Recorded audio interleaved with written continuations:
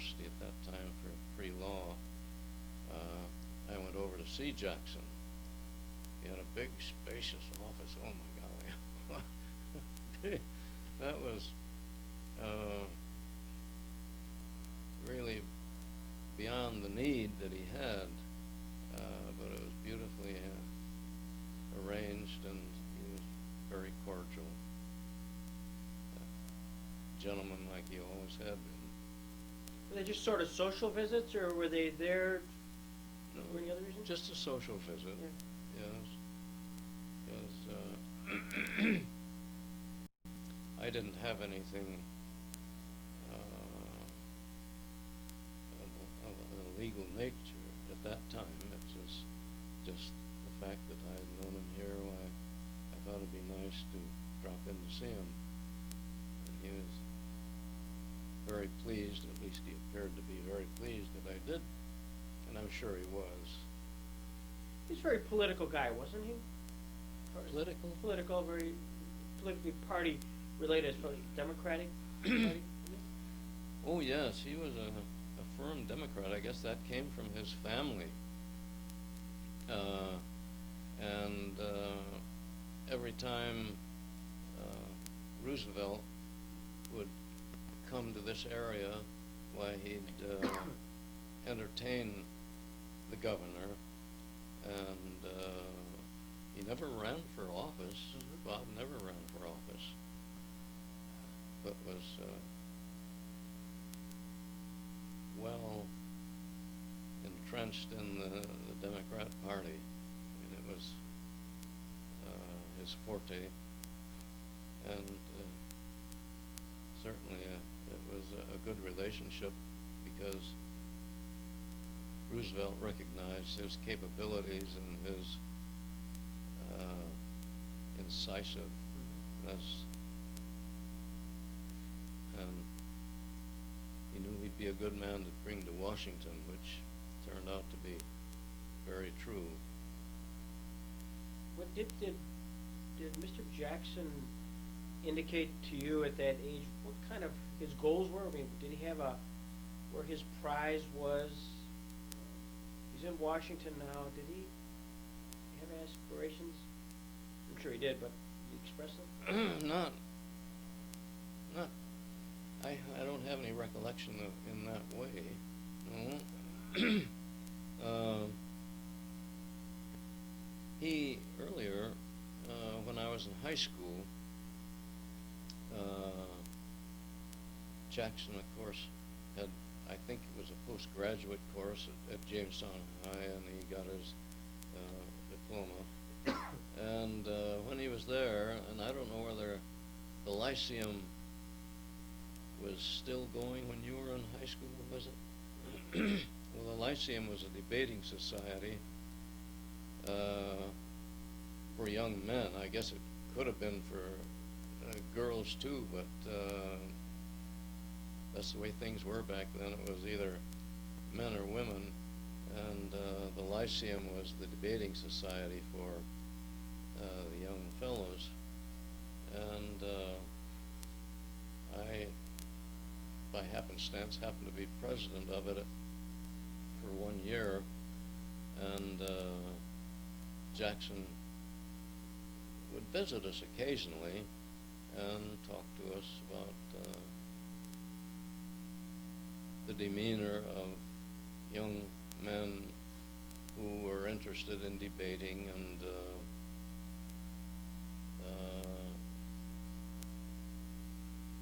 as I recall, he was very much for incisive thinking, which was one of the things that stuck with me, and the clarity of speech.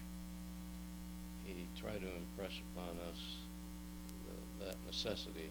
So we were always glad whenever he'd visit us at the high school, and that was just when he was just in practice here. And I don't know whether it was even before he was with Herrick, Durkin, and Leet. I think it might have been before their partnership even. But he was always interested in young people, And I guess that's maybe why I felt he'd be amenable to my calling on him in Washington. I think that's neat. You just kind of called up, made a how do you, at the time, did you have to write in advance? Did you call? No, I, like a darn little fool, would just go over there and make myself known, and his receptionist was very cordial, and went in, and he said, "We'll have him come in." Yeah. So that was the way it was. No, there was that. Probably, of course, he was well known as a corporate lawyer. Golly, very successful in that, and even in his little trials, he had a way of winning. I remember he had this case in which I believe my uncle, Emmett Ross, was representing the plaintiff in a little accident that was out between Sinclairville and Gary. This farmer on his little rig came out into the highway and was hit by an automobile that was coming by, and it killed the horse and ruined the buggy, and I don't recall what injuries the farmer had, but anyway, my uncle was representing the farmer, and Bob Jackson was representing the owner of the automobile that struck it. The outcome, I don't remember what it was, but I remember I listened in on the case a little myself, and of course Jackson was very much at ease, as he always was, in presenting his case. So it was that. I mean, they'd have a general practice. Now, if you'd take a little case like that, why, it would have to be general practice. Exactly. But of course, he eventually was a real corporate lawyer, and was the one that his firm would turn over those heavy cases to him, which is understandable. Golly, a person, horses. And he had stables out near Lakewood. I know, you know where the Perkins restaurant is? Yes. Now it's Denny's, I guess. It was in that area, and that's probably part of the property that he had at that time. But he was very interested in horses. As a matter of fact, he was, when he went, I don't know if you're familiar with the Mark Master degree in the York Wright Masonry. Well, the Mark Master, you have to have a Masonic mark, you know, like the Masons way back. They would put their mark on stones that were in the buildings as they constructed, and that is their little masterpiece. And they could always be identified. If the stone was perfect, they'd be praised. If it were not, why, they'd have their mark on it. But when he went into that phase of masonry, why, his mark was a horse head. And we've got the Book of Marks in the lodge, and you turn it over, and here's Bob Jackson and his own inscription, and the horse head was his mark. But he was very interested in horses and riding. I don't think racing, I don't think he was involved in horse racing. But that was one of his hobbies, was the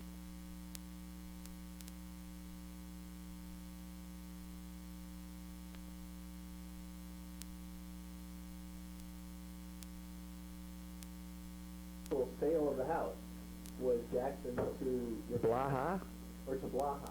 Julius Blaha. Okay, did your father rent the house? Yes. Yes. What time period was that? That's, I mean, I know you're not living there, but that's when Jackson's not yet on the court? Right. Okay. It was as I was getting out of Euclid Avenue School and starting into Lincoln Junior High School. Oh, so you did live there? Oh, yeah. Oh, okay. You Okay. bet. Okay, I thought you were away at prep school. No, that didn't come till later. Okay. So how many years did you live? Not very long. At the time, it seemed like quite a while, but it wasn't more than outside, I don't think, 2 years. Are there any, features or nooks or crannies or Jackson tidbits that you associate with the house?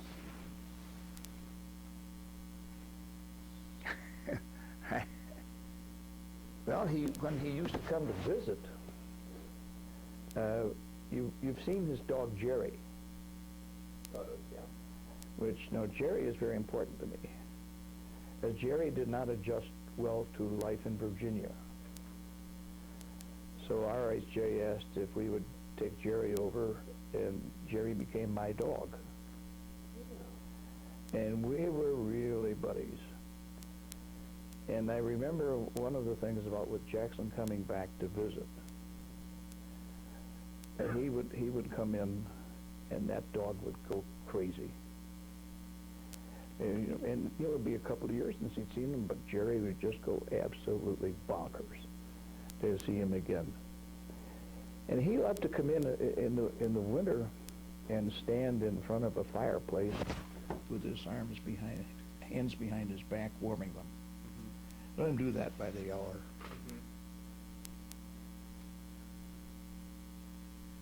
Was there a little bell in the dining room floor to? a I little think chime so. To call The maid. the maid?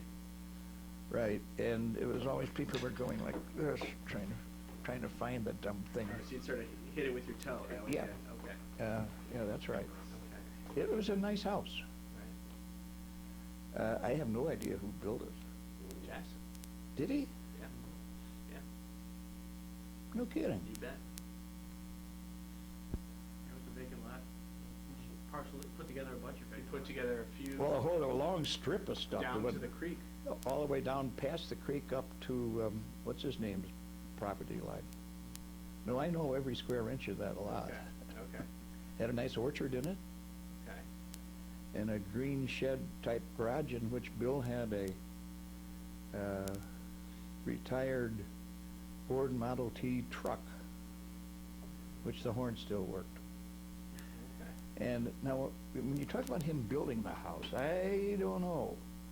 Because we had a telephone between the house and the green shed that you cranked, Uh-huh. and it still worked. Okay. And I would have thought that they were long past that kind of phone by the time well, you know better than I. If he built the house, he built the house. 1920? Yeah, we did some title search work and the whole bit, and he parceled it, put it all together. I don't know who actually was a contractor, but clearly it was a vacant lot, and he built his house there. And then moved from, I believe, Spruce out there. That's right. I don't have that stuff with me. Well, I don't know where we lived before that. Remember one interesting thing about the garage. Daughter Mary one time drove the car right through the back wall of the garage. As part of her learning experience with an automobile. Thought that was the brake pedal. Which pedal? So the operating assumption seems to have been that he was coming back to Jamestown Yes, at that time. at that time. Well, at least they didn't know. Right. If he had not gone on the court, I find it a little hard to believe that he would have come back to Jamestown. I think he would have wound up either in D.C. or New York. But we never talked about his situation. When I was there, for most of the time I was there, the assumption was that I was going to come back to Jamestown and practice law. But that was that, how are you going to keep them down on the farm? Right. After I'd seen life in Washington and that sort of thing, practice in Jamestown didn't have the appeal that it once did. Right. Now, the practicing law in Jamestown is fine, and so are all the lawyers. But I don't think it was anything that I wanted to be involved with. When you were clerking, did Jackson ever talk about leaving the court, or was his No. assumption that he would serve until? Until fate removed Until it, fate which in removed fact it. it did. Right.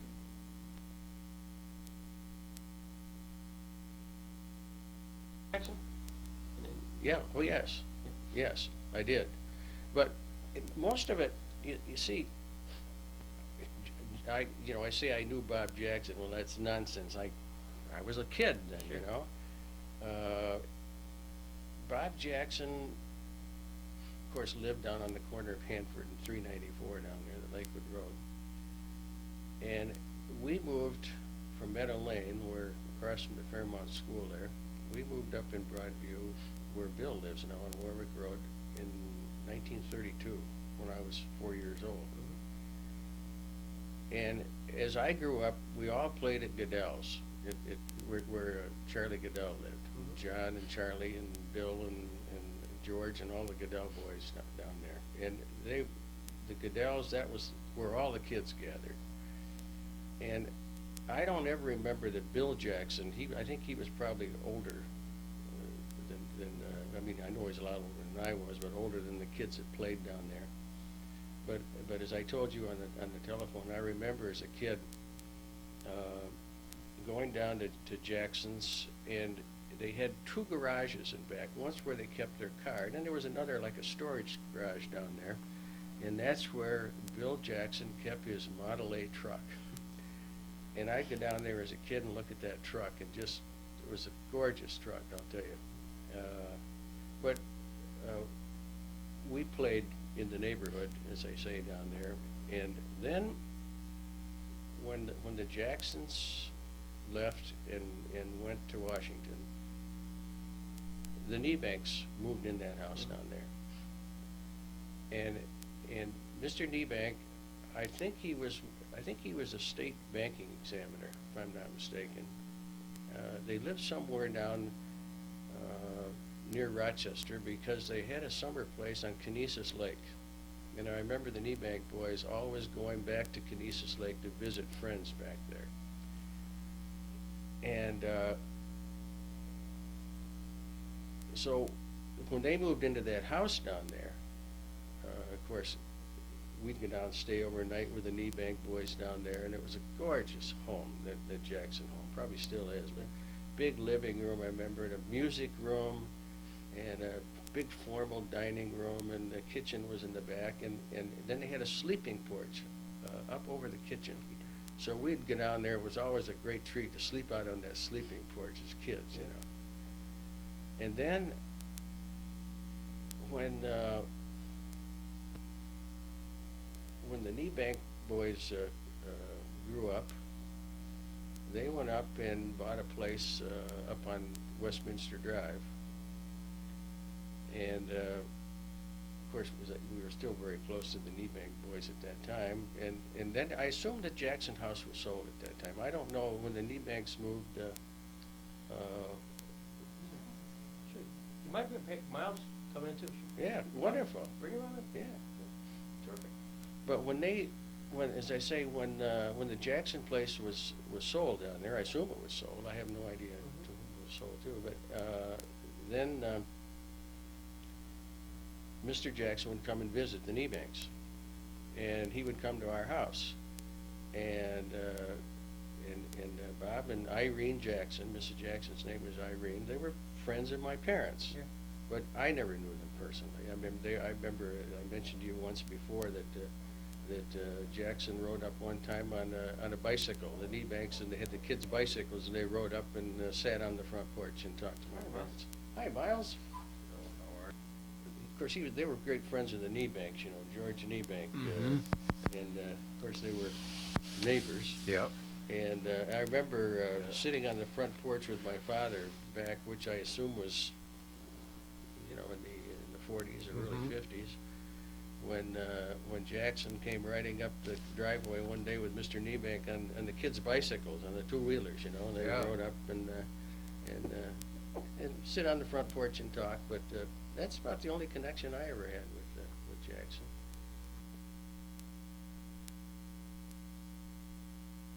The house out in Fairmont Avenue was known as Lakewood Road in those days. He built in 1927. As far as they plowed was the top of the hill past our house, where the nursing home is now. Right. You know, and so he was as far out in the country as he could get. And of course, Jackson was a neighbor. And I told you Jackson had a barn and horses, pasture, and so on, and loved horses. And this was a little problem for my sister June, who used to get in sometimes at 4 or 5 o'clock in the morning, and Jackson every morning went riding his horses at dawn. Oh, kidding. And she tried very hard to avoid it. Her boyfriend to let her off the block from the house. She tried to sneak into the house here with Jackson. Good morning, June. And of course, she was trying to avoid him, you know.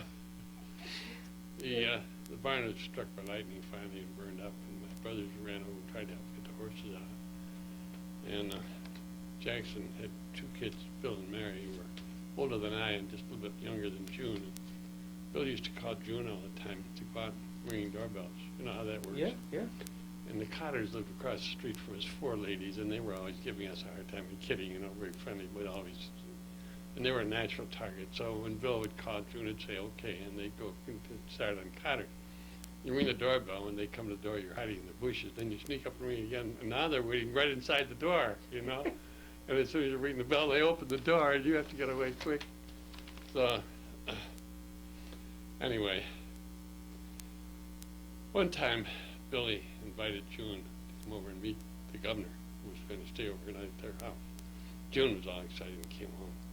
Told my father she was going to meet the governor. He said I wouldn't cross the street to meet him. My father was a rock-rid Republican, as a Dick Reedy, you know, he wouldn't walk across the street. But in 1932, when Roosevelt ran for president, June got a Hoover sign and put it on the front porch of Jackson's house. She said it's set back from the road, and she had to sneak up there, and there's a great big window went all the way to the floor, you know, and she put the sign and got out of there. And on election night, when it was apparent that Roosevelt was winning by a landslide, Jackson came to our house and rang the bell and came in and asked for June. He was laughing, and he brought the Hoover sign back. Told her to put it up in the attic with all the other antiques. She never figured out how he knew she put it there, but she was the obvious one in the neighborhood to suspect. That's beautiful. There was a proposal to annex Sumner and make it a part of Jamestown, West Ellicott. Of course, Ivy Squire was very much in favor of this, and the property owners along Lakewood Road were against it, and Jackson was their spokesman, and he debated as Ivy Squire in the Sutherland School on this, which was a very colorful debate. Old Ivy pounding his cane on the floor, and Jackson was saying, "What's that, Ivy? I can't hear you, Ivy," you know, and making fun of him. One of the more colorful debates I think Jackson had, and the proposal, of course, was turned down. Jackson was a successful lawyer, you know, in Jamestown for many years. Yeah. Tried many cases up in Mayville, was well known as a trial lawyer, very successful, and represented many of the businesses in Jamestown. When my father graduated from medical school in 1910, he looked at where he was going to locate in New York State. He looked at a city downstate about the same size, and General Electric had a big plant there, and that was virtually the only industry. Jamestown at that time had 300 small factories, locally owned, and that's why he came here. Wow. You know, you must remember the furniture factories, the metal factories, automatic voting machine, modern Rockwell, of course, and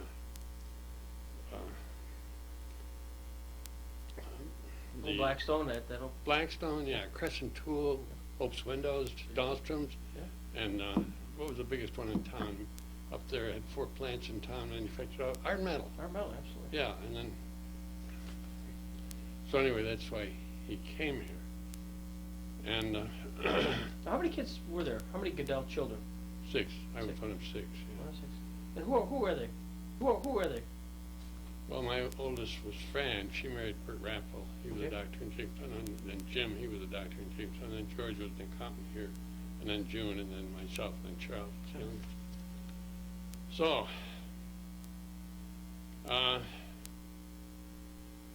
the story about Jackson that I recall was when he represented Jamestown Telephone Company. John Wright was the owner, locally owned. And apparently they had a contract that was expiring with New York State, New York Telephone. And it was to expire at midnight, and so Jackson went down there and held all the outgoing calls from Jamestown until the first call came in from New York Telephone, and they accepted that, which he argued later renewed the contract. It was an offer by New York Telephone accepted by Jamestown, and he successfully argued that that renewed the contract on former terms, you know. Think about holding up all the calls. Oh, yeah, he no calls going out after midnight until one came in, and then grabbed that one, and that's it. Power play. Yeah. When Charles finished law school, he went to an American Bar Association meeting in Boston where Jackson spoke and urged young lawyers to go into government service. So Charles tried to get a job in Washington unsuccessfully. Called Jackson and told him that, and Jackson called Herb Brownell, who was the Attorney General. Charles then was assistant to Bill Rogers, who was assistant to Herb Brownell, who was the Attorney General.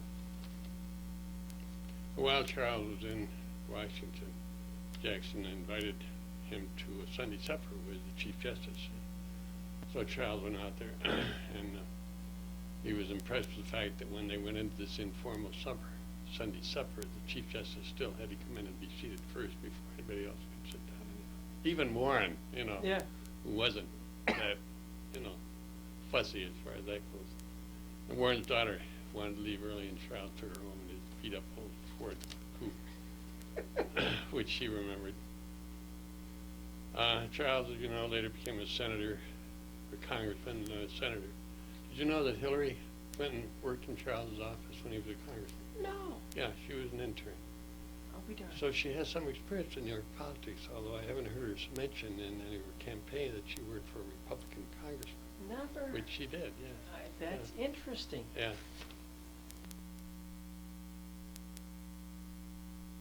On Justice Jackson, to go back prior to his days as a national figure, he and my father had adjoining offices for many years in what was then the old Bank of Jamestown building, and they were close friends, not family friends so much as kind of professional associates, some mutual clients and all that sort of thing. And so my dad knew Bob Jackson quite well, and after he came to the Supreme Court, that is Jackson, not my father, every time my father would go to Washington, which was fairly regularly in those days, he would, almost every time, he would call on Bob Jackson just as an old friend, not to lobby him or anything. Yeah. But, and he used to tell me that Jackson was, privately, would really get vehement about Hugo Black. And, you know, they had a feud, which was public. But I remember Dad said several times that Jackson was not at all guarded about talking about it. Okay. He really laid off on Black. Incidentally, Black, of course, was, I do remember now, Black was at his funeral. Maybe he responded, but in any event, I rambled on too long. Oh, it's wonderful. Oh, it's wonderful. Jackson, of course, locally was very successful, the leading corporate attorney at that. His partner was John Durkin. Yeah, that was Jackson, Herrick, Durkin, and Leet. That's right. And John Durkin, when the war came, when World War II came, he went to Washington for some kind of a position, and I don't know whether Jackson was helpful perhaps in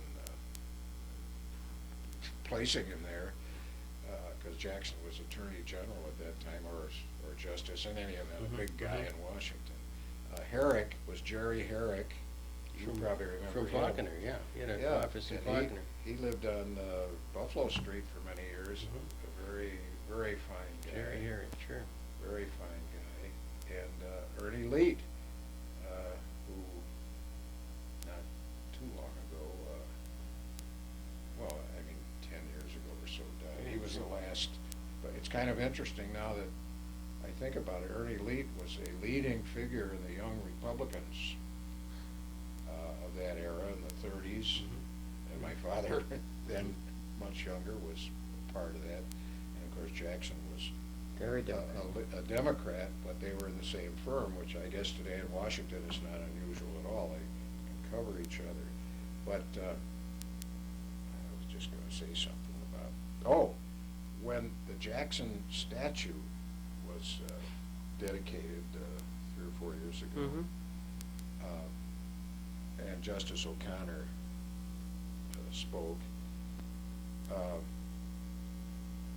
Betsy Leet Sherman, who's a good personal friend of ours and who lives, a daughter of Ernie, and who lives in the Washington area, called to say that her mother, Ernie's widow, had not been specifically invited to that dedication, and it would be wonderful if she could attend. Sure. So we called Phil Morris or somebody who was masterminding the thing and got a seat for Mary Lee right in front of the rostrum.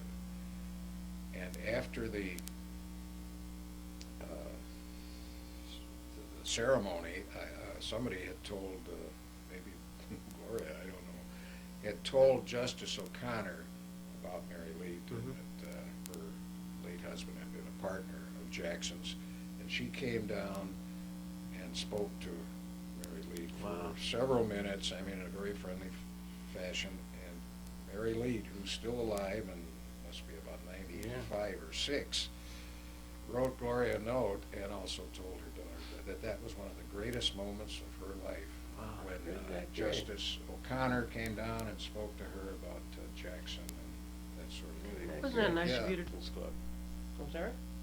Became a member in 1921 and resigned in 1927.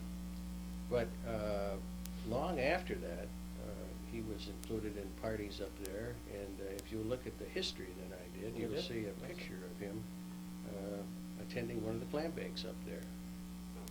And was evidently quite a prominent member.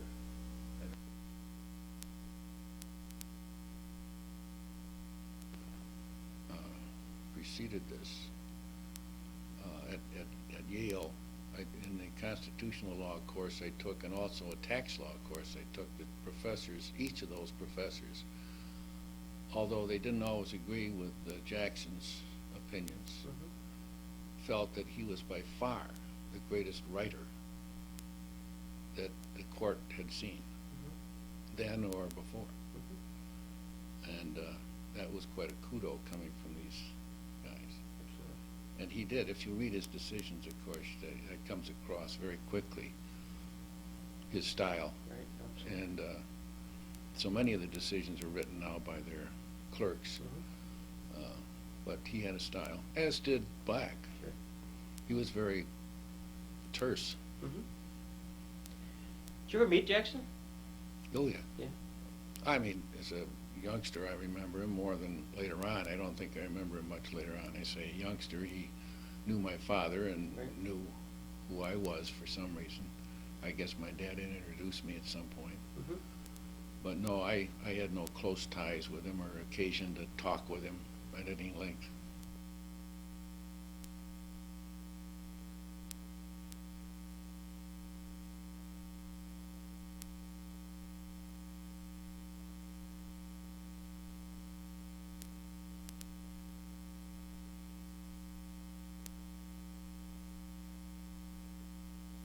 I ever personally ran into Bob Jackson was from time to time I would see him up at the stock farm in Lakewood, which was owned by Jackson and Crawford Barger.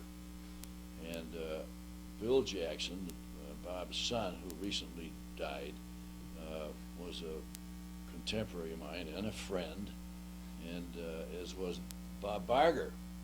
So we used to go up there a lot and ride a pony that one or the other of them had, plus a one-horse carriage that we'd ride around the track that they had. And once in a while, Mr. Jackson would come up there to saddle up and go for a ride, and that's how I would see him, but I didn't see much of him. Was he a good horseman? I don't know. I know that he liked it, and he was capable of saddling up and taking on a horse to take for a ride, so I guess he knew what he was doing. Mm-hmm. Did he come back much after, when he went to Washington? Now let me back up. What was his reputation here? Did your dad talk about that as far as just being a lawyer in Jamestown? Just a general practitioner? Well, there were two things that I recall that friends would say about him, that he was intelligent, he was an able practitioner, and he was ambitious. Mm-hmm. Did his politics help him? I don't know. Yeah. Because at that time, I wasn't involved in politics. I didn't know, that much about it, one way or another. When he then found his way into Washington, and you came back to practice in 1947? Yeah. Jackson would have just finished the Nuremberg trials. He'd not been back on the court. Did he have a lot of interaction when from Washington? Did he come back and visit often to Jamestown? Did bar meetings? Well, when we talked with his sister, who, as I said, was a resident of the Frewsburg nursing home, that question came up, and it wasn't frequent that he came back. Mm-hmm. But I know that when he did come back, she said sometimes he wanted to go fishing, and he wanted to take a lunch. And his favorite lunch, as she recalled, was cowslip sandwiches, which is like having spinach sandwiches or something unheard of. But she said that was his favorite, and I used to get him and take care of his lunch for him when he wanted to go fishing. No kidding. But she said that it wasn't frequently that he came back. That's all I know of it. He wouldn't check in with me or anybody that was close to me. I wouldn't know how many times, I saw his picture at the Sportsman's Club. Was he a member there?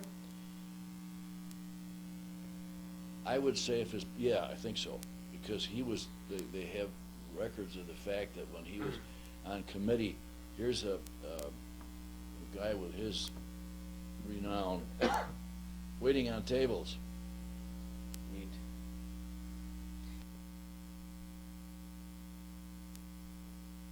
And we got along good together, and our mutual interest was her dad's horses, because I hung around the Lakewood stables where her dad kept his horses. He had 3, 4, maybe 5 horses, I can't remember, but they were prize horses.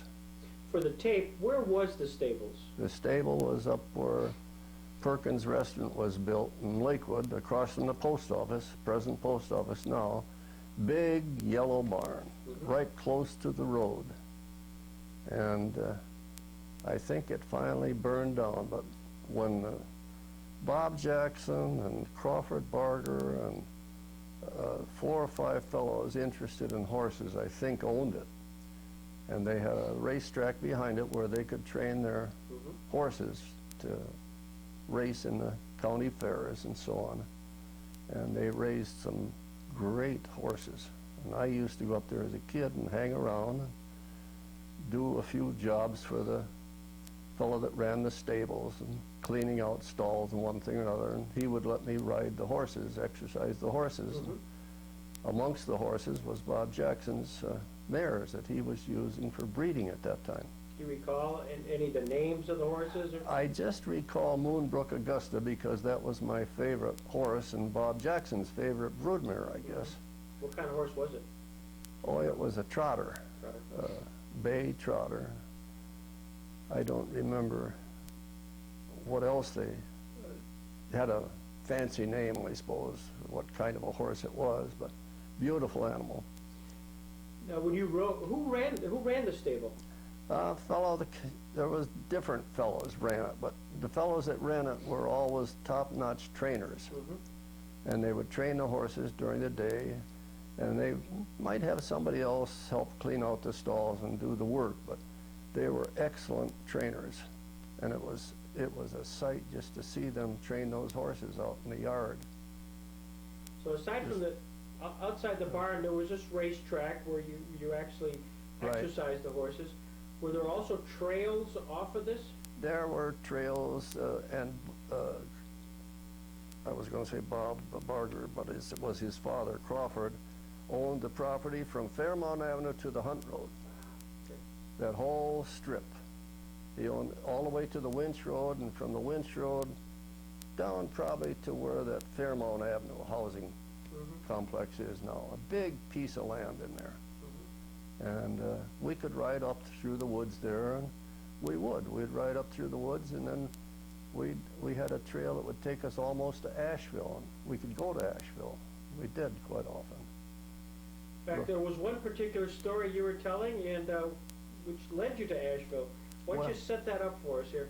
Well, Mary said she was going out with Emma Moore, and if I went with her and I found a date for Emma, why, we could all go horseback riding. It would be sort of fun. She knew I liked to ride. And so I did. I found Park Carlson to go out with Emma. So I picked them up in my mother's old Essex Roadster. It wasn't old at that time, probably in 1930 or so. And we went up to the stables, parked the car, and got out 4 horses and saddled them up and had a nice ride up the trails to the roads, and finally got up to Asheville. And you were on Moonbrook Augustus? I was on Moonbrook Augusta. I can't remember the names of the other horses. That's so long ago.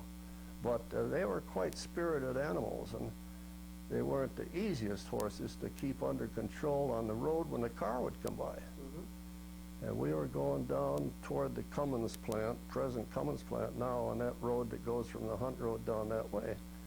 And a couple of cars came along. There weren't too many cars in those days. But my horse sort of danced around, got her rear end out toward the center of the road, and this car just nudged him a little bit, bumped him. Didn't knock him down, or her down. And she took off running. And I stayed on her. She didn't fall at all.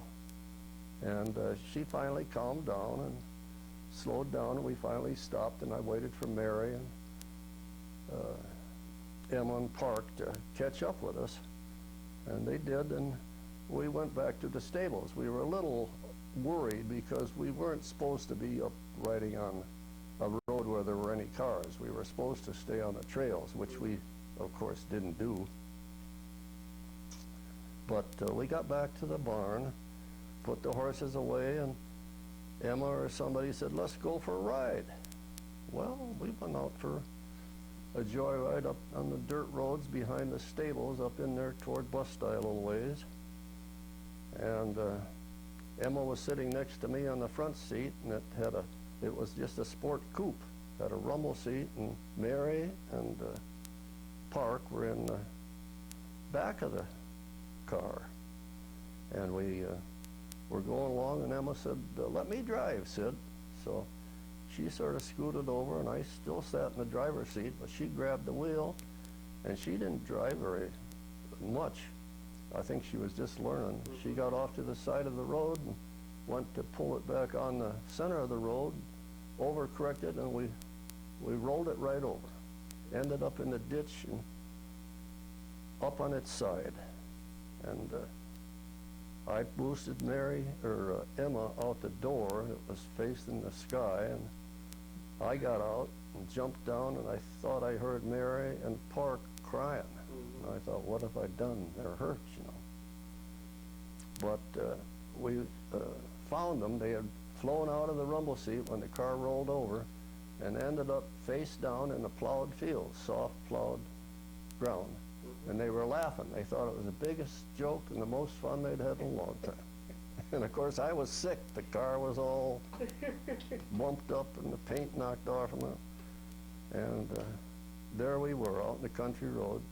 And I think a farmer came along, and between the farmer and Park and I, we rolled the car back up on its 4 wheels, and it ran. and I could steer it. The fenders were dented, but they weren't down against the front wheels. So we got back to the stables in the car. And we all promised we wouldn't tell anybody what happened, because Mary's father would be madder than hops. For one thing, we got his horse almost in trouble.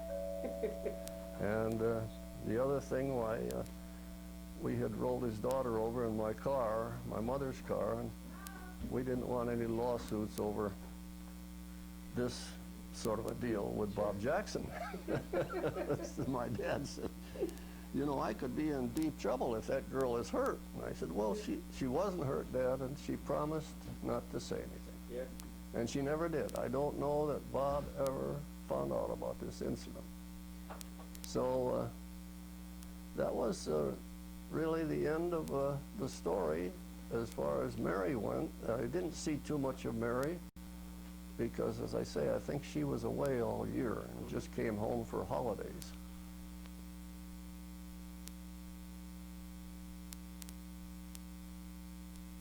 I don't think anything, because my real thought really only is affection and admiration. I don't really have any other thoughts about him. He was highly intelligent. He was educated in all things, the two things that are most important, I think, which is the Bible and Shakespeare, and well, never boasted about it. He was courteous, he was entertaining, he was witty. I really stress the most loving. He was a loving nature. And he was just so funny without being mean. He was so, his descriptions of people, and I liked him when he was dry too, because it was, it wasn't, you know, an indifferent, it was a dry, he was just a very articulate person. And I really couldn't say anything that I know it sounds very sentimental, that I disliked about him, or even criticized about him. I love it when he became the dandy abroad, you know. When he was so proud of that boa hat, and I used to put it on and have fun with it. And the clothes he had, he enjoyed so much, you know, when he hadn't ever had that. He enjoyed life. He had enormous capacity to enjoy. It was so wonderful. Somebody like that, who really has the ability, who's not always worrying about this minor things, but gets into it. I think whatever he did with his whole being. Isn't that your impression of him too? Not that he was impetuous, he just gave himself, and he gave himself in the same way, this is what's so great, to the moment. We might be sitting here, he wouldn't be gushing away like me, but you could see, he was enjoying it, he'd be sitting there and enjoying it, you know. He just liked it. Life didn't pass him by. That was the thing that comforted me after he died. I thought, well, he did live it, you know. That's right. Don't you think?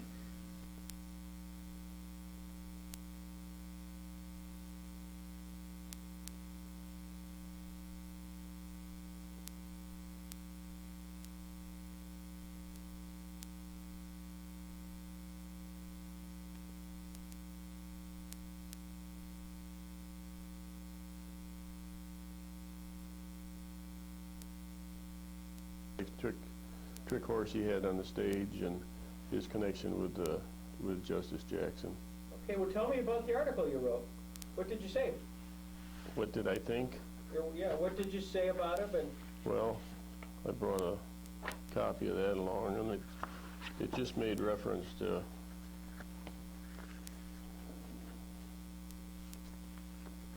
the fact that he's retired, living in Lakewood, but the main reason I brought it, there's a picture of him on Justice Jackson's horse, Renee Dare, no kidding. which he trained, and I noticed on the wall out here, you have a number of pictures of her, too. Right. And I was about 11 years old then, and I rode the horse. My grandfather did the groundwork. So your grandfather's name was what? Vern Spencer. Vern Spencer. And how did he connect with the whole horse industry and Well, just he liked horses, and he used to he lived in Sugar Grove, and he had a reputation of one who could train horses and get a lot out of them, and one thing led to another, and he ended up with a horse that was trained unusually, and he was on the stage with that horse, and along the line he met Justice Jackson. He called him Rob, and they got to be real good friends, and then he trained Renee Dare for him, and that was up at the old Lakewood Stock Farm. You're probably too young to remember the Lakewood Stock Farm. I certainly have had a lot of people talk about it. It's right across from where the post office is now. And that was a hangout for everybody that liked horses. And of course, in that day and age, a lot of people had more contact with horses than they do nowadays. Sure. But I grew up with horses and through my grandfather, and I've always liked them. Met my wife through horses, and Really? yeah. So that was the story. Justice Jackson, when he was still in Frewsburg, then he went to as Attorney General, and then he would come home weekends, and we would ride. And Mary, she would ride with us. When he didn't come home, why then we'd go down to pick her up at their house on Fairmount Avenue with the big pillars. Right. And we'd pick Mary up there and go up and ride. They had 2 riding horses up at the stock farm, and then plus this colt that my grandfather trained. What were the names of Mary? What was, remember Mary's horse's name? One was, it was a jumper, Happy Days, D-A-Z-E, and the other one, as I remember, was named Charlie, S-H-A-R-L-E-Y. But they were pleasure horses. He wasn't into show horses. He just liked to ride and liked pleasure horses. Now, would Bill, the son, did he ride at all? Do you remember? No, I never really knew him. Mary was the one that was into horses. And Rides on a weekend, Saturday, Sunday. What was your destination? You mentioned we would go maybe ride to Sugar Grove and back. Those back roads up there is where we rode most of the time. I would ride down in the village sometime to where we lived on West Summit, and I would ride down to my house and show my folks the horse and go on. Now would you ride one of Mary's horses when on these rides? Yeah, I could ride their horse. I never took Renee Dare out. She was kind of special, and my granddad was training her, so I never took her out on the road unless they were along. Right. And then the article points out here when he was in Germany, nobody else was on Renee's back. All right. He didn't allow anyone else to ride her after we had her trained, and he took her to Virginia. He was the only one who rode her. So after you got back from Nuremberg, is that when the Rinty was shipped to Virginia? Yes, as I remember, that's when she was sent down there. And the horses would be saddled up. I assume Justice Jackson would not be saddling the horses. Oh no, he took part in all that. Did he? Oh yeah, yeah. I think it was a place for him to let his hair down from the rigors of Washington. Right. You know, he would come there and forget all his problems in Washington and all he had to think about, and just enjoy himself. And of course, he had a great love for horses. Okay. Did he curry the horses? Did you see all that? Oh yeah, he would brush and he'd take part in it. You didn't have to treat him with kid gloves at all. He was part of the gang when he was up there. Do you remember any specific anecdotes or incidents with Jackson and you and your grandfather? Oh, not really. When Renee Dare was a colt, my grandfather started training her when she was 18 months old, which is very young to start a colt. And she was too young for an adult to ride her. So when we started training her, I did the riding. I was, I think, 10 or 11 years old then. I did the riding, and my granddad did the groundwork. Party that would go for the ride? Well, there would just be probably Mary and he and my granddad and I. They had a little pony that I rode a lot up there named Buster, a little spotted pony, and that was theirs. And I used to ride, I was a little kid then, and I rode Buster a lot. Again, I'm thinking English. Did he have an English riding outfit, or was he pretty casual in his... No, he usually wear jodhpurs, riding pants and boots, riding boots. Otherwise, it was just casual. Yeah. Did Mary have the wonderful black hat and all that? I don't remember that. I don't remember that. She was pretty casual.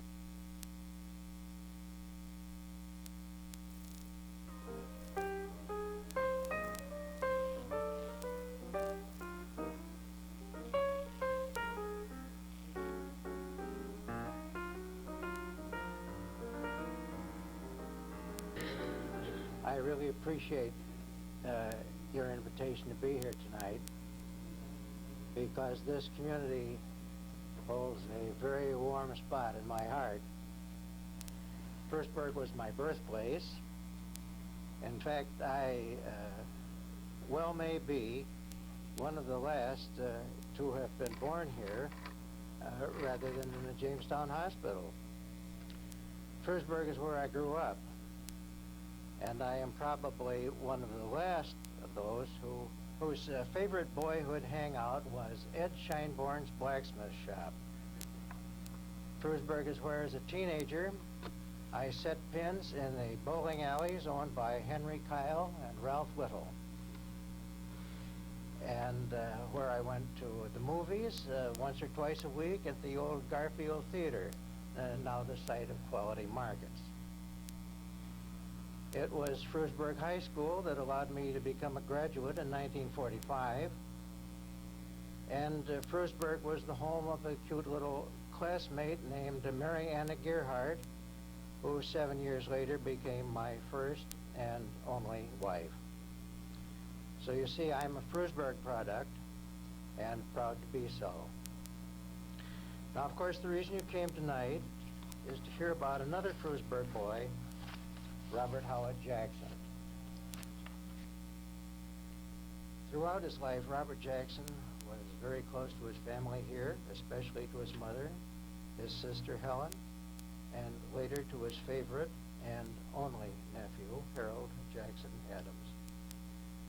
I remember many holiday celebrations at the Jackson home on Fairmount Avenue in Jamestown.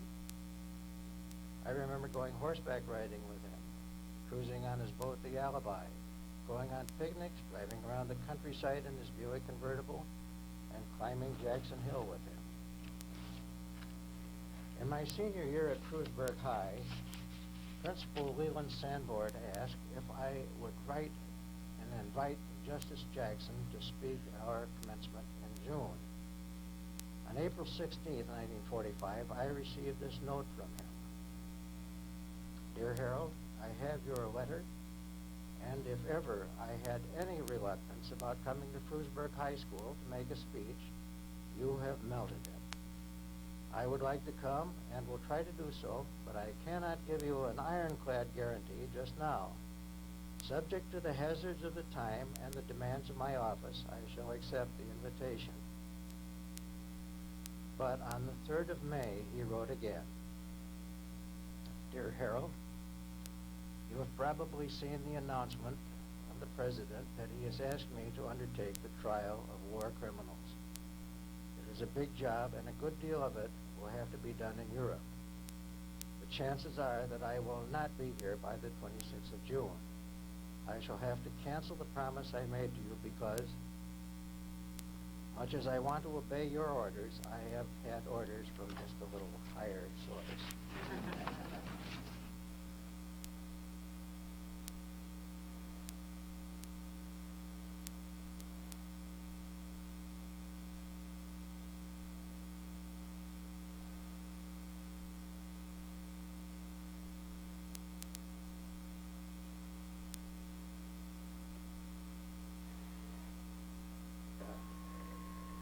I didn't, well, I was too damn young to appreciate this, and the same as with Nuremberg, you know. Gee, it was great to be there, but I didn't, at the time, appreciate it as being one of the high water marks in human history. Yeah. So. How'd you get there? How did you get to Nuremberg? Oh, I was stationed near Munich in. First Division. After the war, I saw no combat, and so as the day it came for the judgment to be pronounced, you knew about it, but of course everybody knew about it, and everybody wanted to get there. My uncle had the temporary rank of Brigadier General, so he got me transferred down there for a couple of days. No kidding. Yeah, they arranged for a Jeep to pick me up and drive me down. Did you call him? Did you write him? In fact, I didn't even know that he was back in Germany at that point. So the commanding officer called me over and he said, I don't know who the hell you know, but you're going to Nuremberg, which was nice. And let's see, I got there rather late at night and overslept the next morning, so everybody was down having breakfast when I came down. And so anyway, they were all very nice about it. My coffee, let's see, Mrs. Jimmy Burns poured my coffee that morning. Yeah. And a bunch of other dignitaries. It was great. So the procedure in the morning was to announce whether they were found guilty or innocent. Then in the afternoon, they pronounced sentence on the ones who were found guilty. So that was the morning. Then I had lunch that noon in my uncle's chamber with General Lucius Clay. Here am I, a PFC, having lunch with General Clay and my uncle, which was quite interesting. After so after it's all said and done, next day you had to head back? Yes. I hitched a ride back, sort of. There was a liquor convoy going back up to Munich. So I got guard duty. And that was a position of some responsibility. A convoy of fools was worth an awful lot of money in Germany at that time. So I got back to Munich without causing additional expense to the American taxpayer.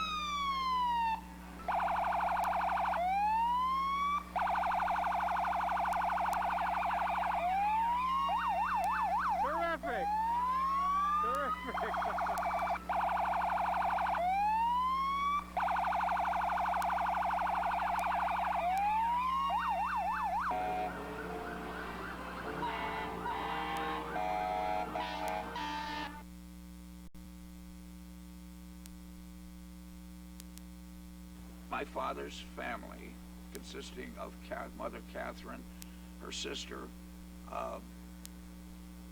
my father, 3 brothers and 2 sisters lived in East Jamestown, New York. When Robert Jackson came up to Jamestown to visit from Frewsburg, sometimes he would miss his connection back and he would stay overnight at the Rugs. Apparently there was always room at the table or a bunk for friends of the family. At the time of the trials, I was stationed in Würzburg, Germany, and I was in command of the service company of the 15th Infantry Regiment.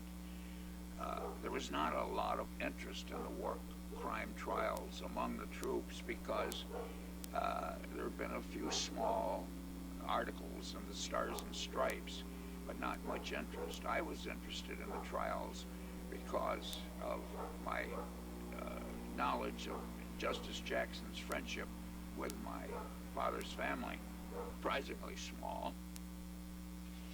And we few spectators sat in chairs in front of a small, regular courtroom gallery.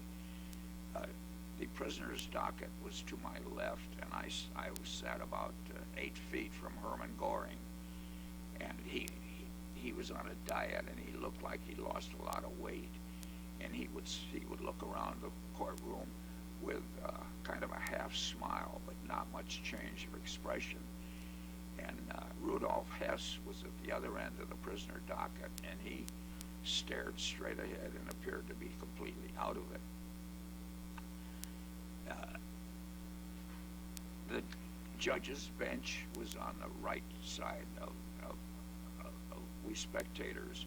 There were tables in the middle of the courtroom for the prosecution and defense, and there was a screen on the other, full-length screen on the other side of the room where the interpreters were. We all wore earphones, and we could dial either the speaker in their original language, or we could turn it to German, English, or French. The interpreters were very good. They stayed right up with the speaker, and they appeared to be all men speaking English with a British accent. Speer was on the stand, and he was the architect and builder and crony of Adolf Hitler. Excuse me. He was handsome, urbane, well-dressed, and without any prison pallor. He seemed totally at ease in the courtroom, and he gave answers in English, mostly, except when he was describing engineering projects that he worked on and completed. If I recall, he was sentenced to 20 years, but was released after a short time in prison. At least the main office was there. The printing was maybe just outside of Hillary, but so the daily paper was the Stars and Stripes. That was the daily paper. Well, there'd always be something just about every day from the Heidelberg Court in the Stars and Stripes, which was a national publication, but because they were too lazy to go to Stuttgart and get stories, or in Mannheim, or in Frankfurt, they wrote up everything that happened in Heidelberg. So that was the only court that existed in Germany. Judge Jason of Buffalo, Judge Jason of Buffalo said this today in the court, and Judge Jason, well, God almighty, I was blushing myself. It was just, I had nothing to do with planning it. It was just there, and I made what they say good copy, because I did have some celebrated cases, some murder trials included in there, and others involving some factory owners, and there's falsification of papers, which reminds me of what's going on today in the stock market, this falsification, but there were things like that, and that made news, or at least they thought it made news, or for lack of anything else, that's all they had, that's all they ran, and my name was mentioned. So one day, I was there about a year in my first year, and I got a call from the office of Judge, and the judge's secretary called me. Elsie Douglas? Yes. Is she alive? No, she passed away 2 years ago. Yeah. Elsie, no, that's her name. That's it. I forgot her name. Elsie Douglas, And she said, Judge Jason?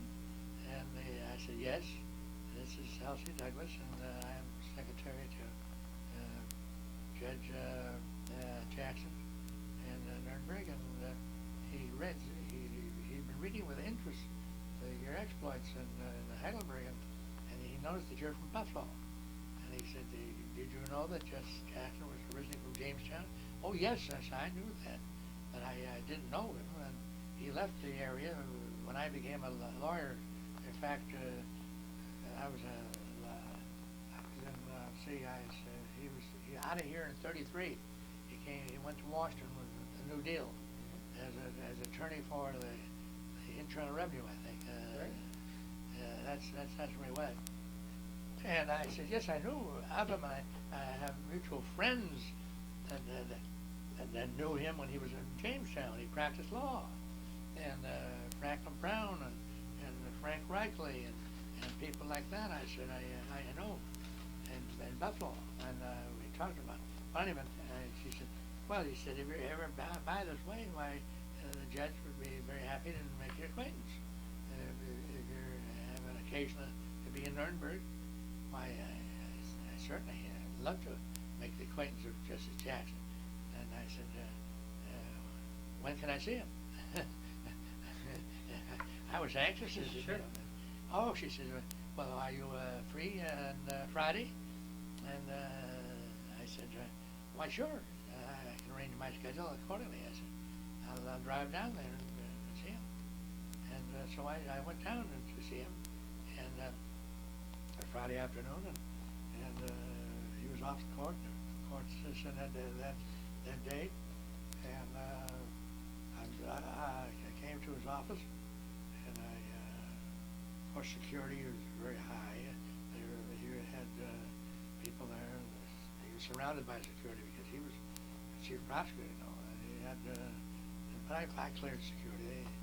There's no problem there. But I had to go through security and check, and then I went in the office and met the secretary first, and then she ushered me in.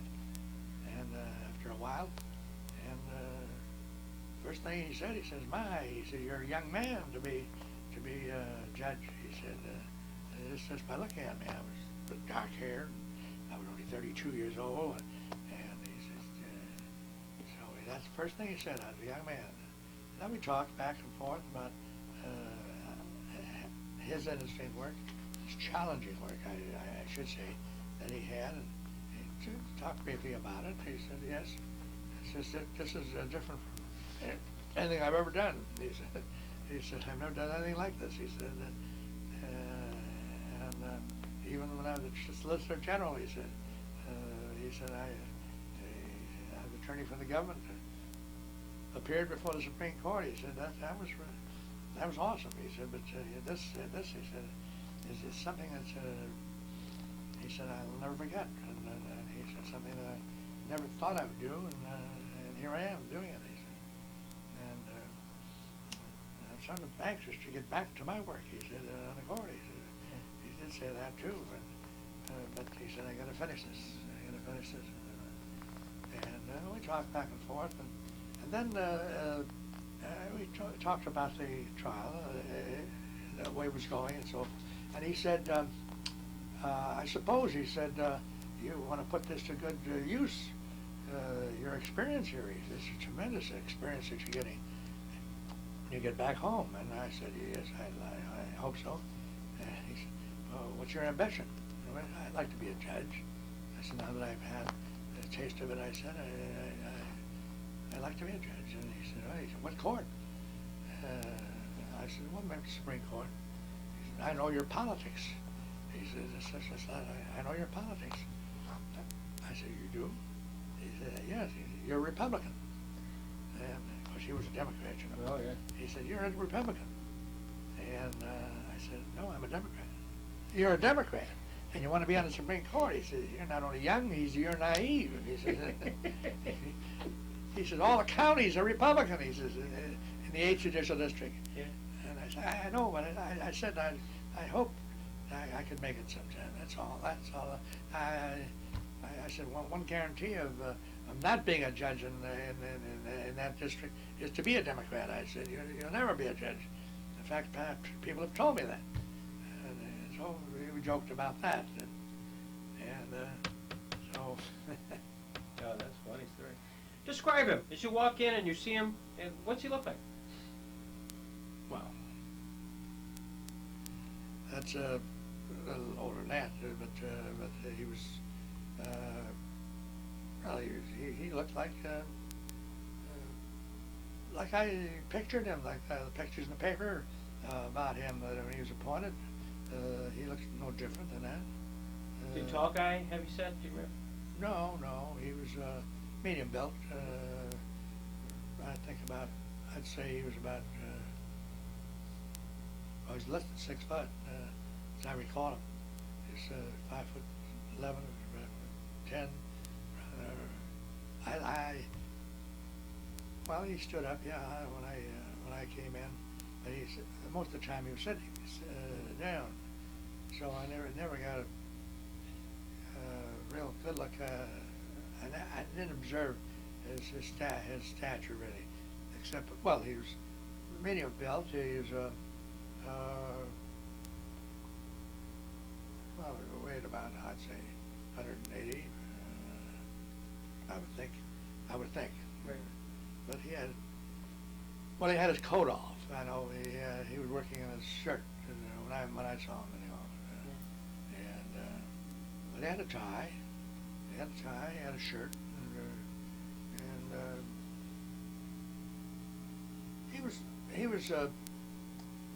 he spoke distinctly with he didn't ham and haw around. He was just, well, I say decisive in his manner, about his demeanor. He was very pointed, and when he talked, I remember he gestured with his hands quite a bit, and wore glasses, and took them off, and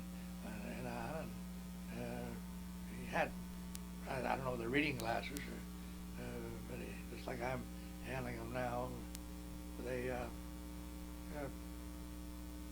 full face, and I was with him only about less than a half hour, 20 minutes, 25 minutes maybe, less than an hour. Well, we talked about everybody we wanted to talk about, and we saw she served me some tea, Elsie, when I was waiting to get in. She offered me some tea or coffee, but anyway, I had tea and some crumpets, some cookies or something. That was I left that pretty much. I didn't get a chance to really finish it. Then I went to the office. But he had a desk there, and it was a pretty pretentious for the building he was in. It was a adequate office.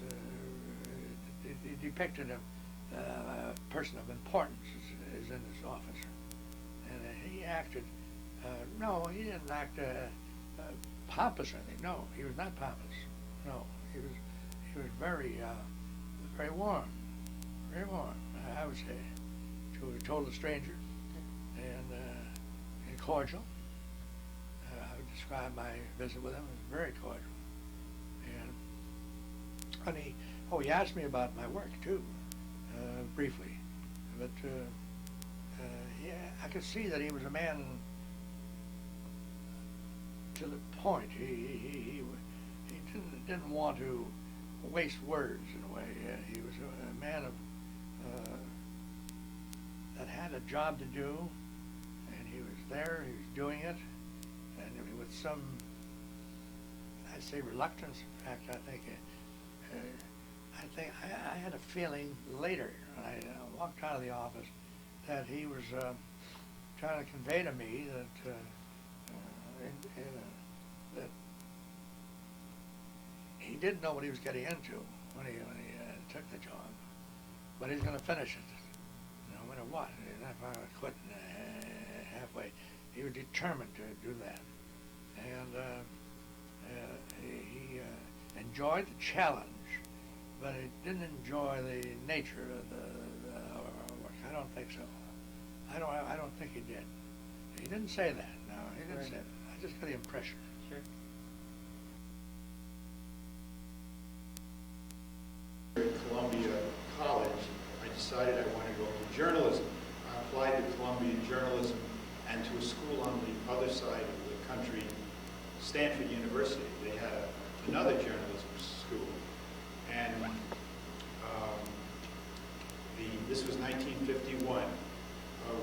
Unbeknownst to me, Robert H. Jackson gave a speech at Stanford, and when they gave him his honorarium, he was then Supreme Court Justice, he gave it back to them. He says, I want you to establish a fellowship at the journalism school for New York State residents. Okay, now I apply to Columbia and Stanford, and Stanford, I applied kind of right on the borderline, and the dean sent me my letter back and said that, my application, said that it arrived too late. What happened was there was a mail strike, and that was the problem. So I wrote him a letter back and told him, as courteously as I could, I don't think he was being fair because this is beyond my control. I just wrote the letter thinking nothing would happen. But what happened was he wrote me back and said, well, he says, you have a point. We just have a new fellowship that's been established for New York State residents, the Robert H. Jackson Fellowship, and I'm going to give it to you. The next day I got an acceptance from Columbia Journalism. So I had to make a decision. Do I go to Columbia Journalism and pay for it? The school has a reputation already. Or do I go to a rather unknown, Stanford, of course, was nationally known, but the journalism school wasn't, in Stanford, and take this fellowship? And I just slept on this decision for about a week. Now, what happened was, if wherever I went, it changed the course of my life, because I know that if I went to Stanford, I was going into the Navy after this during the Korean War. I had to go into the Navy after that 1 year. And I would have gone to the West Coast, San Diego, and would have been in the Pacific Fleet. Probably would have grown up in California. If I went to Columbia, it would have been the reverse. I would have gone to Newport, Rhode Island, Norfolk, Virginia, and that would have been the course of my life. It turned out that I decided to go to Columbia.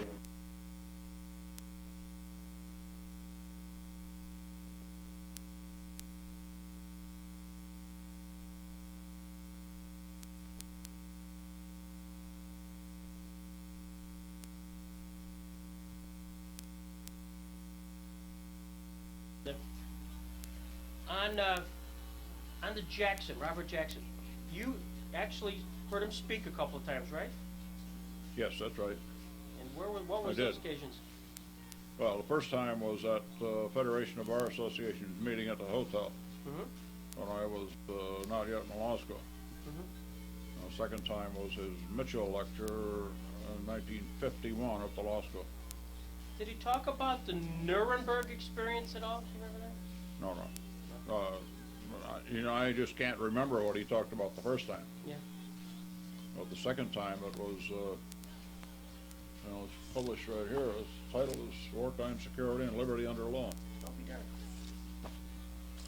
This is a picture of Jackson at that time. Oh, really? Were you impressed with the fact? Oh, yes, very much so. Did you tell everybody you were from Jamestown and so was he? No, I didn't do anything like that.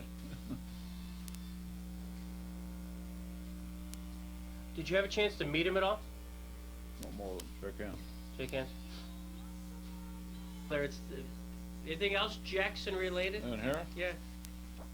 Yeah, here's one in 1941.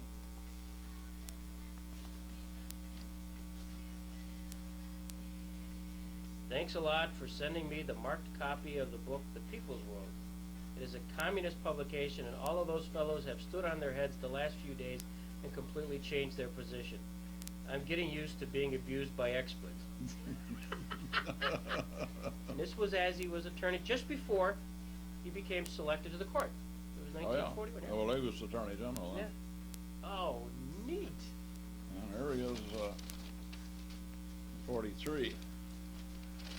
Dear Elton, I have your letter and will be on hand Thursday evening. I appreciate the offer of a lawyer for the defense, but what I will need more is a couple of darn good witnesses. Best wishes and looking forward to seeing you Oh, Robert Jackson. It's from the Supreme Court. Yeah, they read that my dad's letter there along the way. Oh, yes. Arrangements have been made for a Bar Association dinner at the Hotel Jamestown Thursday, September 2nd at 6:30. We are very pleased to learn that you can attend. The meeting will be confined to the members of the bar, but we are inviting those from the North End. It will be entirely informal. We hope, however, that some of the boys may recall things in your past that will give you the shivers. It would suggest you be prepared to defend yourself. If you think you will need counsel, it can be arranged.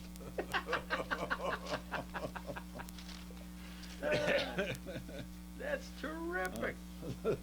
Now, would your... So they kept up this kind of thing through the years. My father was valedictorian at Ellington High School. And that gave him a right to choose the commencement speaker. And he asked Jackson, and Jackson was the speaker. Yeah, got the...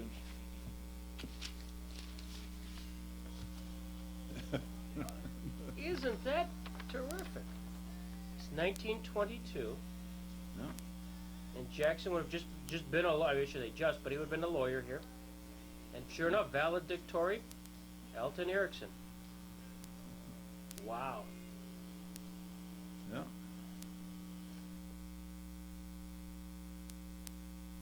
This episode with Justice Jackson. Give me the background. Well, yeah, I was in Washington applying for a job because that's where I expected I would end up. And I got a call from, I think it was either Irwin Griswold, who was later the dean of the law school and was famous, you know, Solicitor General and so forth, or it was Jim Landis, who had been chairman of the SEC and then a leading creator of the statutes that regulated the markets, the Securities Exchange and law and the Securities Act of 33 and so forth. And they called me and said, don't take a job yet. So I said, okay, what do you want? They said, we want you to come back as a member of the faculty and run the Ames competition, which is the through experience that you have learning how to write appellate briefs and make appellate arguments. In those days, it was not a trial, it was an appellate argument learning experience. And you went through a competition, you had a team that prepared the brief and made the oral arguments and worked out the strategy and so forth. And it went through your second year and your third year, and the finals were in the third year. They'd always had sort of routine cases that they used, that I just suggested to whoever the dean was at the time, was either Jim Landis or Irwin Griswold. I said, you know, why can't we have a current issue of importance? And I think that the one that would be fun would be the issue that's coming before the Supreme Court as to the restrictions that the FCC wants to impose on the number of hours that a network can monopolize. And they thought it was a good idea. They didn't really know what I was talking about, but I went ahead and I constructed a record based upon the matters that had been submitted already to the court. So also I said, you know, we've got to have somebody, a really important judge on this case to give it significance and to make it a, you know, an exciting time for the guys who had to work very hard to wake up and make this up. So somehow or other it ended up with Robert Jackson, who was probably the most, not liberal in the sense of politics, but the guy who had the experience at Nuremberg, and he had later on, of course. But I always knew by reputation, and I think I probably have met him, that he was somebody that was flexible enough that he would work into this pattern. Well, when it came out that these young men in their third year in law school were going to argue this important case, which was scheduled to come before the Supreme Court, the two of the three networks, I think it was NBC and CBS, protested and said they didn't want the case to be argued by these amateurs at the Harvard Law School, who were not really amateurs by that time. And so there was a real argument as to whether we could have the case in the Ames competition. So what happened was either Landis or Griswold decided they would submit it to Felix Frankfurter, who was then, a very famous professor and commentator on the law, and he was still on the faculty of Harvard Law School. So they submitted the question to him as to whether it was appropriate ethically and so forth for this case to be heard by the amateur law students before it was heard by the Supreme Court. Yeah, wow. Felix said he knew of no law that prevented the judges from learning something about the case before it appeared before him. They went ahead. So turns out, okay, we're going to go ahead with the FCC issue, and Justice Jackson agreed to come. So I met him at the railroad station, I guess I could. And I had, over the 3 years of the law school before I was on the faculty, I had not spent much time in Boston. There wasn't time for it, with all the work you had to do and so forth. So I picked up Justice Jackson, and we headed for Cambridge. Unfortunately, the wrong way on a one-way street. So he had enough of a sense of humor, so he didn't object for my turning around. So the argument turned out to be fun and very well done. And I think what ultimately happened was the Supreme Court approved the regulation that restricted the networks to prime time, in effect. Did you get a sense of Jackson at all? I mean, you had a little bit of exposure to him before, but certainly during that time period, as to what kind of guy he was, did you get a... Well, I got the impression he was practical. He was also intellectual, and had a sense of humor. The kind of a guy that would make a good professor or a good lawyer or a good judge. Right. And I was pleased to have him there, and I had a kind of a limited good time. After all, I was just a recent graduate of the law school myself. Was Robert H. Jackson, and I think his name is mentioned in this book that Eugene Gearhart wrote about Justice Jackson. And my uncle used to tell me a lot of stories about him, and when I gave the speeches, one of the stories that I never told about, I don't know whether I ever told you, but I've told a number of people the story on the sides, and this came right from my uncle. In the school in Frewsburg, they had inkwells on each of the desks, all those old desks. And one of the boys bet Bob Jackson that he didn't dare urinate in the inkwell. Well, Robert Jackson wasn't about to be denied, and he decided that he was going to win the bet, and he won the bet. I didn't dare tell that story, but I have told it to other people. And he was kind of a character, and just like any typical young boy growing up.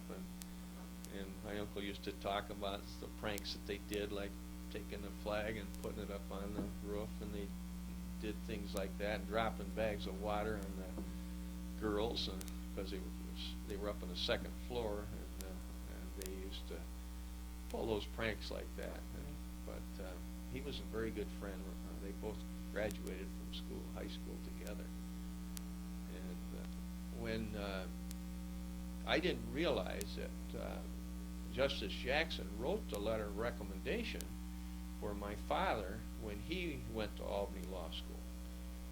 Justice Jackson and my father were very good friends, both coming from Frewsburg, which is a small town, and town of Carroll. And when my father decided, he had gone to the University of Michigan for 2 years, and then he decided to go to law school. And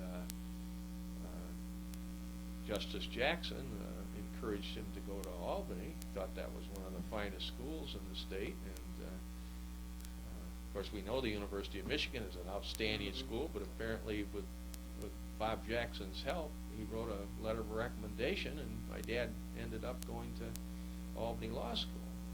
And I didn't realize, of course, because my father went to Albany Law School, that's where I went. So really, Justice Jackson had a great influence on my life. Now, did your dad talk much about Jackson as he was going through the chairs of being the Attorney General, Solicitor General, and all that stuff? No, he didn't. He knew him, and Justice Jackson used to come to Frewsburg every summer. His secretary was a woman by the name of Ruth Sternberg. And Ruth Sternberg, her father, Ralph, lived just a stone's throw from my dad's house. And so, of course, when Bob Jackson came home in the summer, he used to come down to see Ruth, and probably had correspondence for her to take care of. And so we'd see him walking around the town, and he'd stop and talk to my dad, and he always wore a beautiful white suit. Oh, really? Yeah, and very impressive looking man anyway. He was a tall and good looking fellow, and so you'd see him around the town in the summers, and that's about the only time you would see him.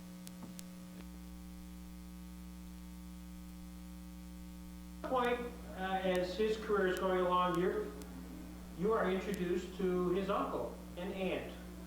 Did you?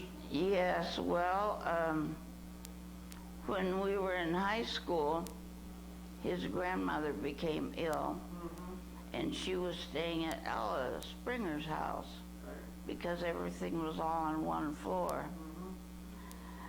And my girlfriend and I walked past Ella's house on our way home. We lived on Pearl Street. Right.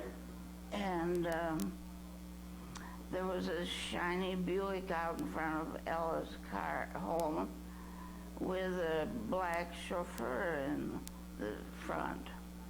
So we knew that Mr. Jackson must be visiting his mother. Right. And I guess that was so. He used to stay in Hotel Jamestown when it was still in business. Right. And the chauffeur, he always asked him if he had any problems. No, he usually went to the Y. Right. Formally introduced to him, when would that have occurred?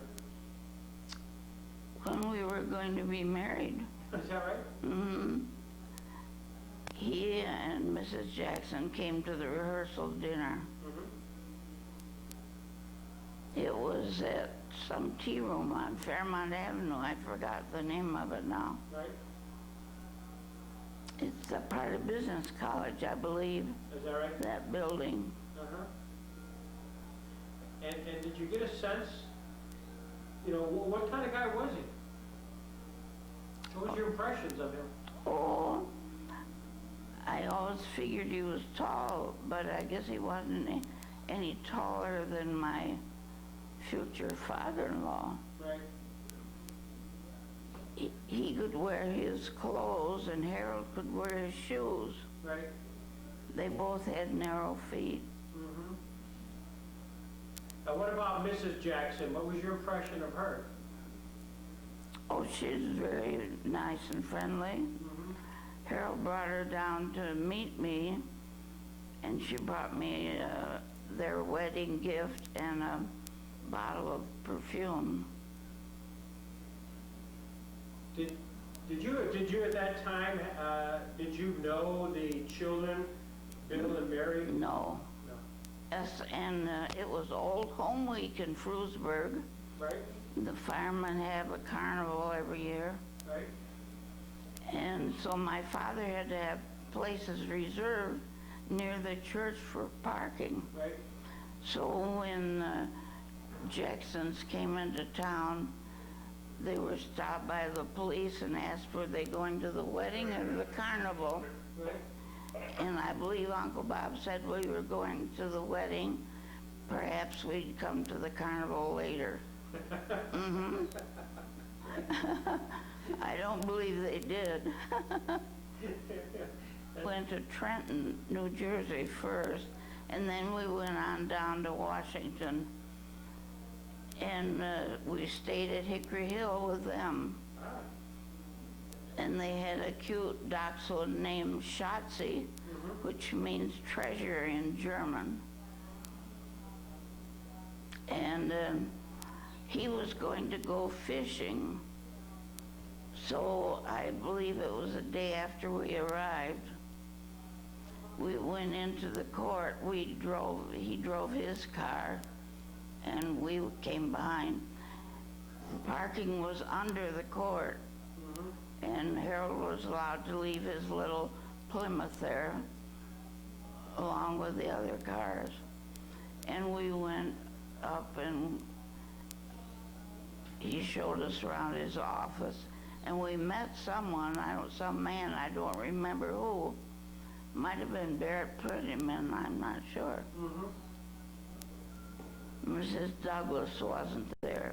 Right.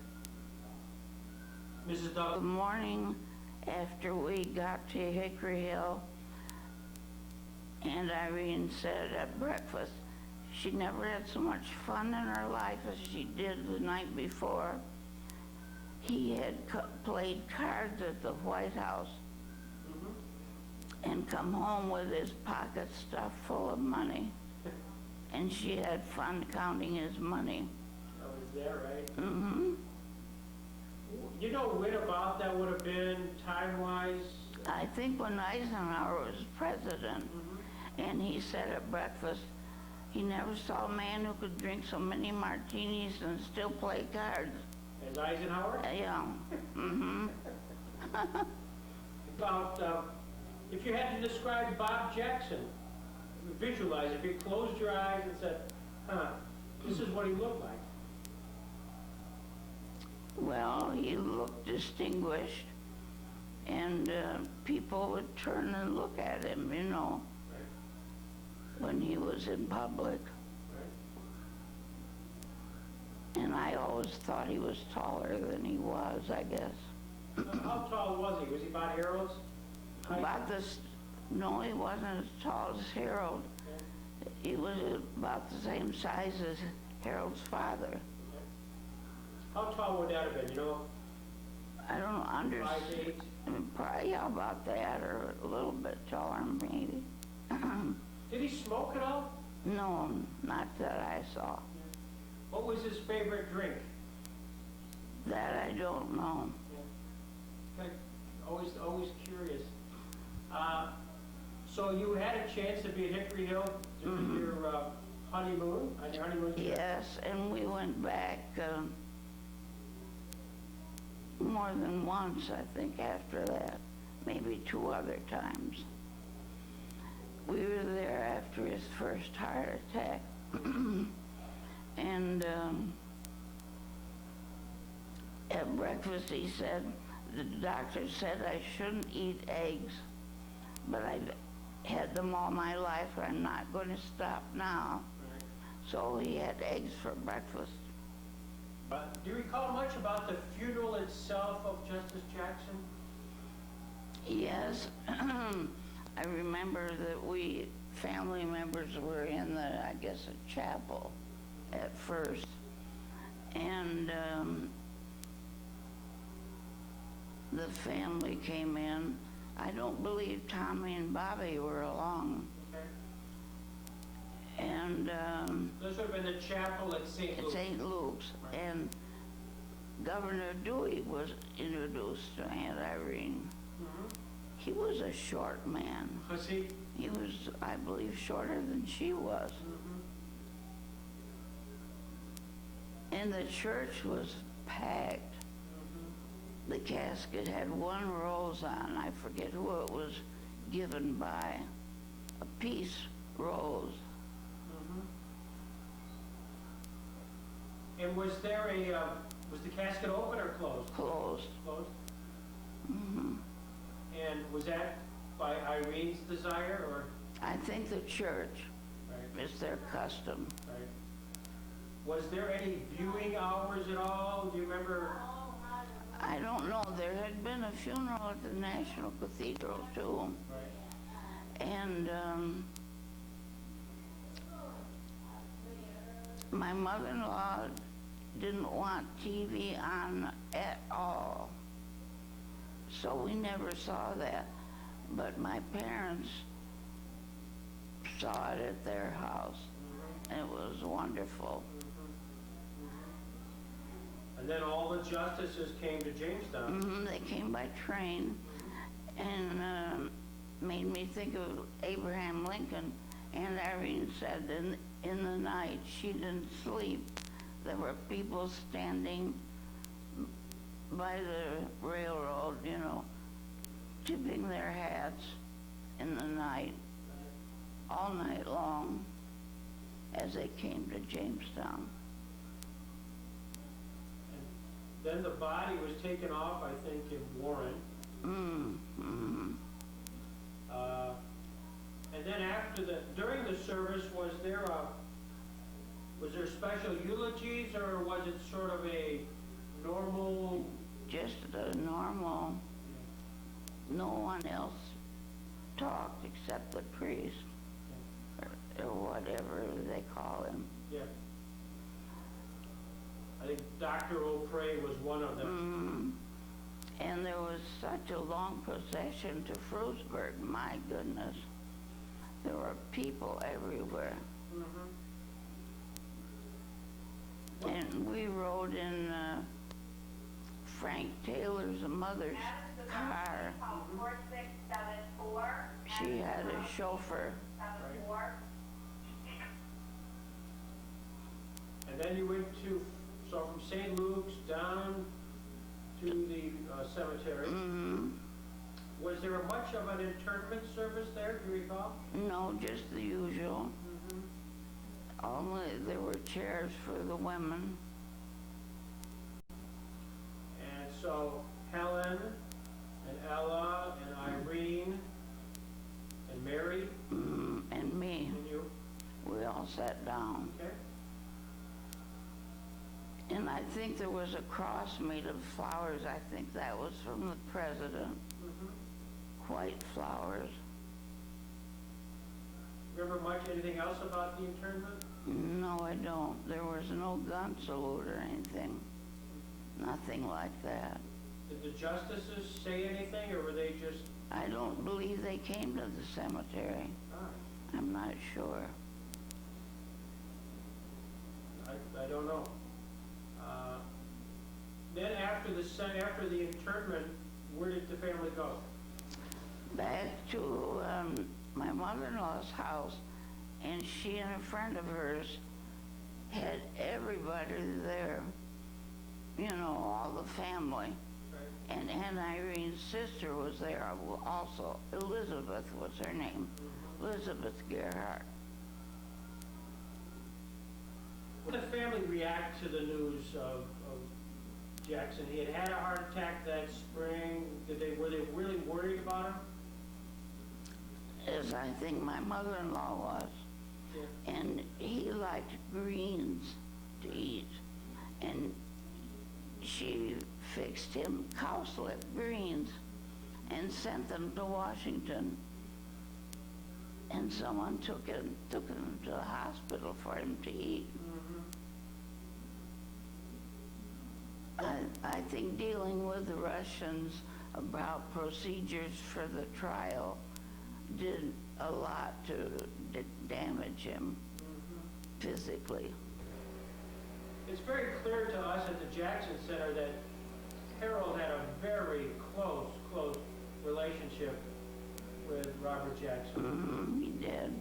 And he taught him to ride and gave him a pony, which was kept at his Uncle Harry Adams' farm. what was the pony's name? Buster. Buster? And when Mary and Bodie would go to Spring Creek to their place, they rented horses to ride. And one was named Willoughby, I think. And Harold rode that one time.